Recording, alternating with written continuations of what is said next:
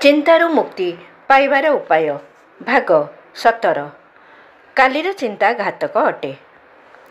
ଦିନ ଦିନ ଧରି ମନୁଷ୍ୟ ଭବିଷ୍ୟତ ଚିନ୍ତାରେ ପ୍ରତ୍ୟେକ ଦିନର ଉଲ୍ଲାସ ନଷ୍ଟ କରିଦିଏ, ଅଥଚ ତା ହାତକୁ କିଛି ଆସେ ନାହିଁ।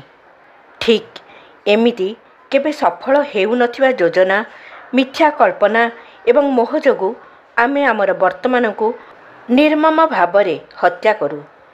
ଆମେ ଯଦି ପ୍ରତ୍ୟେକ ଆଜିକୁ ସମ୍ମାନ କରୁ, ତେବେ ସେହି ଆଜି ଆମ ଜୀବନର ସର୍ବଶ୍ରେଷ୍ଠ ଆନନ୍ଦ ଦେଇପାରେ।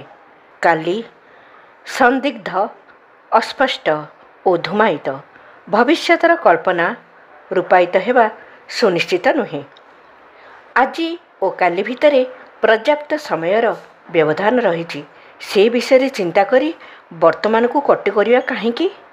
ଅତୀତର ଚିନ୍ତା ସହିତ ତୁମ ଜୀବନର କୌଣସି ସମ୍ପର୍କ ନାହିଁ। ତେଣୁ ସେ ଚିନ୍ତାକୁ ପରିତ୍ୟାଗ କର, ତାହାକୁ ମୃତ ବୋଲି ଧରିନିଅ। ଭବିଷ୍ୟତର ମିଥ୍ୟା ଭୟକୁ ମନରେ ସ୍ଥାନ ଦିଅ ନାହିଁ। ଆଜିକୁ ଭଲ ଭାବରେ କଟାଅ।